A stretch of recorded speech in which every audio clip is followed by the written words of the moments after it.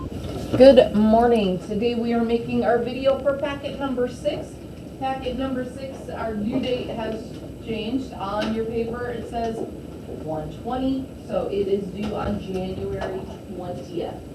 Okay, so you should have that correct date on there. Our first page says, in how many ways can 36 be written as the sum of two prime numbers? So first we have to ask ourselves, what does sum mean? What operation does that mean, Michael? Addition. So we are going to be adding two prime numbers to equal 36. So we need to figure out which two prime numbers and equal 36. How many different combinations of prime numbers adding together will equal 36, but only two at a time. So that means we need to figure out what are our prime numbers leading up to 36. Remember what we learned back in the fall. Prime numbers are numbers where there are not two other numbers you multiply together to get to it. It's just, its factors are itself and 1. Prime numbers start with the 2. So you're going to want to start your list with the 2. As I go through, say yes or no if it is a prime. So we have 2 as a prime. Is 3? Yes. Is 4? No, because 2 times 2 equals 4. Is 5? Yes. 6? No. So now, at this point, we can say no even number is going to be a prime number, because you can always multiply something by 2 to get to an even number. So anytime we hit an even number, we know the answer is no. The only even number that will be prime is 2 itself. So after 6 is 7. Yes. We know 8 is not. 9. No. 3 times 3 is 9. So 9 is not prime. 10 is even. 11. Yes. 12. No. 13. 14. No. 15. No. No. 3 times 5 is 15. 16. No. 17. Yes. 18. No. 19. 20. No. 21. Yes. 3 times 7 equals 21, so 21 is a no. 22 is a no. 23. 24 is a no. 25. No. 5 times 5 is 25. 26 is a no. 27. No. 3 times 9 is 27. 28 is a no. 29. 29 is a yes, that's a prime. 30 is a no. 31. Yes, 31 is a prime. 32 is a no. 33. No. 3 times 11 equals 33. 34 is a no. 35. No. 5 times 7. And then that brings us to our 36. So that is our list of prime numbers. I like to start with the biggest number, and say, okay, 31 plus what equals 36? 31 plus 5 equals 36. 5 is on my list. That is two prime numbers, so I'm going to keep that. That is my first combination of prime numbers that I add together to equal 36. Now I'm going to go to the next one, and I'm going to say, okay, 29 plus what number equals 36? If this number falls in my list, then I keep it. If it does not, then I cross it off. And I go to my next one. 23 plus what equals 36? If it's a prime number that I add to it, I keep it. If it's not, I cross it off. Does that make sense? Then you count up how many possible combinations do you have of prime numbers added together to equal 36, and that is your answer. Our next page has been really confusing for a lot of us, but after yesterday's objective of learning about opposite operations, it's going to help with this page. So Sally, Fred, and Mickey have read a total of 51 books. Fred has read twice as many as Mickey.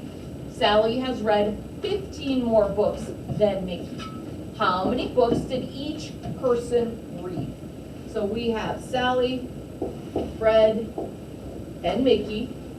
We know all together they have read 51 books. We are comparing both Sally and Fred to Mickey. Mickey has the standard, right? So we can say Mickey has read 1 unit of books. Fred has read twice as many. So Fred will be the same amount as Mickey, and then a whole nother one. Now Sally has read the same amount as Mickey, plus 15. Okay? So all of this information we got up from our word problem.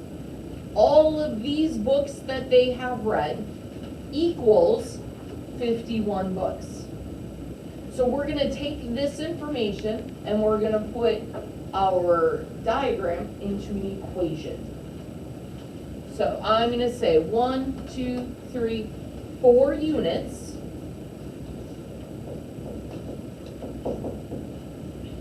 plus 15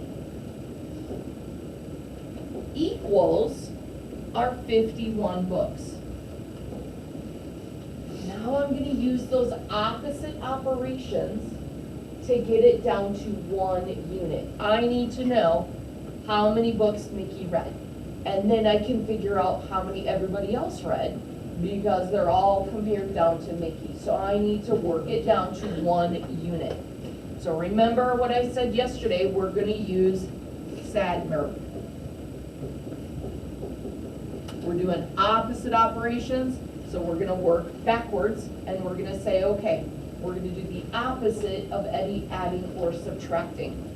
So I look at this and I see plus 15, so I'm going to do the opposite and subtract 15 from both sides.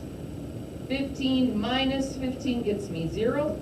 51 minus 15 gets me 36. So that leaves me with 4 units. The 15 minus 15 zeroed out, so that equals my 36. Now, I have 4 units. Think back to what we learned about a number next to a variable. And that operation that's hiding in there that we can't see is multiplying. So 4 units equals 36. To get it down to 1 unit, I need to do the opposite. So instead of multiplying by 4, I'm going to divide by 4. Whatever I do to one side, I have to do to the other. 4 units divided by 4 brings me down to that 1 unit. 36 divided by 4 gives me 9. So now I know 1 unit equals 9 books. So I can look back up at my diagram and say, well, every time I see a unit, I'm going to put in a 9. So every unit box, you can put a 9 in it, because 1 unit equals 9 books. Then you're going to count up how many books did Sally read, Fred read, and Mickey read, and you're going to count up all the books that each person has read. The way to check your answer would be then to add up all 3 of those amounts to see if it equals 51. We are going to be working more with those operations, opposite operations next week. So this page is giving us kind of a sneak peek as to what we're going to be doing next week. We have our 5-card challenge. You do have 2 9s in here, so you can use 2 9s in your equation if you want. You cannot repeat equations. You can't put it backwards, say 9 minus 7, 7 minus 9 means the same thing. Okay? So you can't just flip them. You have to create new equations to equal 5. We have our logic page. The first 5 figures of the pattern are below. So our first figure, we see 1. Second figure has 3 blocks. Third figure has 6 blocks. Our fourth figure has 10 blocks. Our fifth figure has 15 blocks. We need to find the pattern. Some of us are struggling finding that pattern for it. So if we look at that, to go from 1 to 3, we added 2. To go from 3 to 6, we added 3. To go from 6 to 10, we added 4.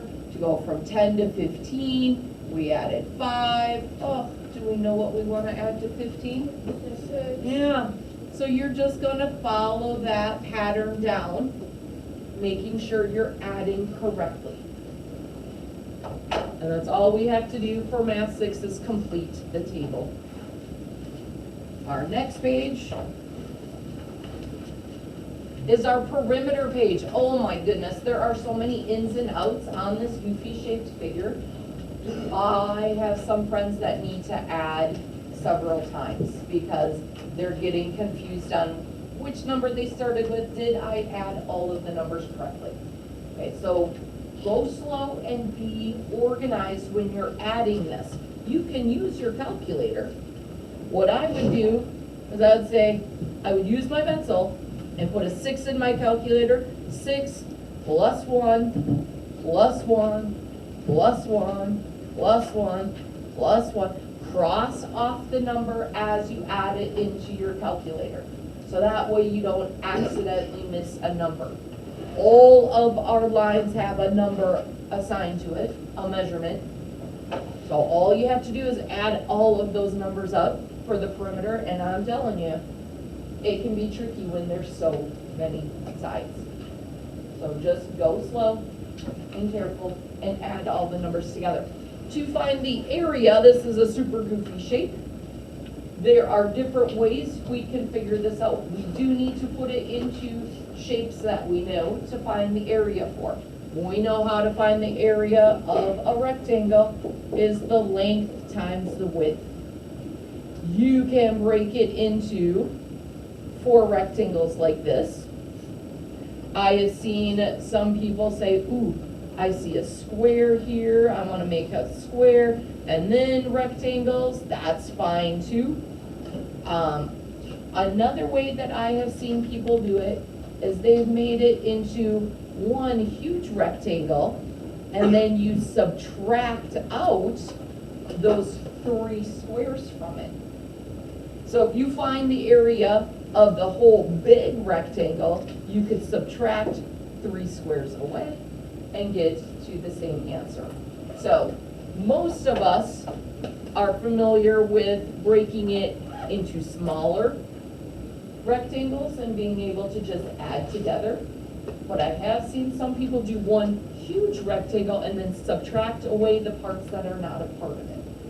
Your choice on how you want to solve it. Just wanted to point out there are multiple ways that we can solve it to get the correct area. Our next page, oof, this is a new shape for us, so we have some new formulas to learn. I have been helping us out with this net because it is a goofy new shape to find the net of the cone. We have that not triangle, but a rounded bottom to that triangle for this part.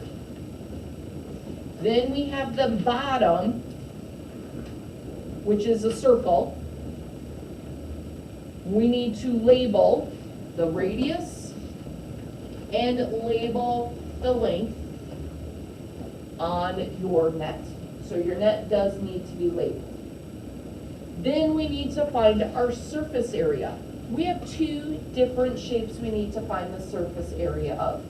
This goofy shape is not a triangle, not a rectangle, so we have to do a different kind of formula for it. It is pi times the radius times the length. That's how we find that this side. Then we're gonna add that to the area of our circle. The area of a circle is pi times r squared. So you need to find the two areas and add them together. Remember, when we have variables next to each other, our invisible operation that they don't write, but we just need to know, is that we are multiplying these. Remember, r squared is not r times 2. It's r times itself. Radius times the radius.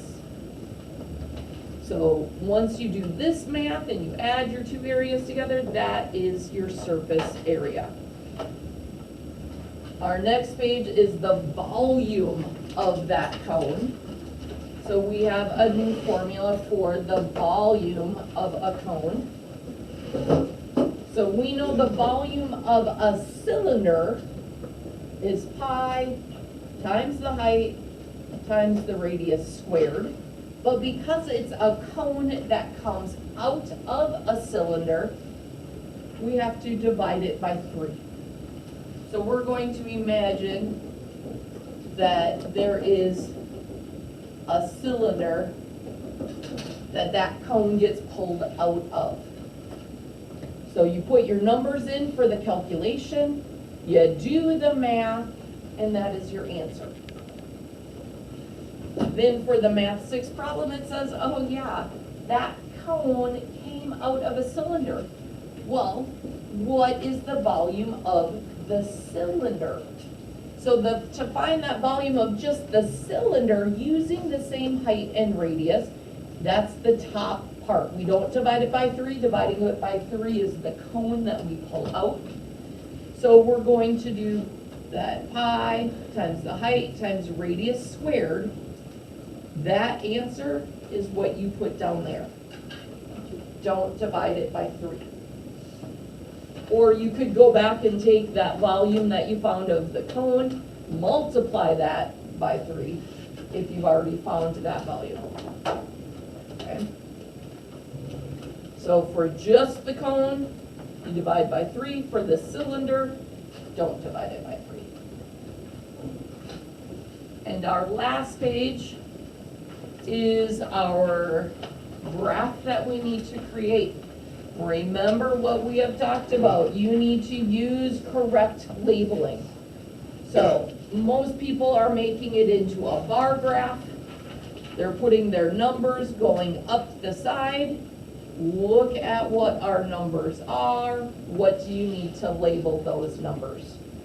On the bottom, they're putting the words. You need to label what those words are on the bottom. Labels are important. And that is our packet number 6. It is due on January 20th. If you continue to have questions, make sure you ask me. Turn it in by next week, Friday, and you will get it returned back to you to fix your mistakes. If you are watching this at home, I hope you are well, and I hope to see you soon. Have a wonderful day, and don't forget to like and subscribe.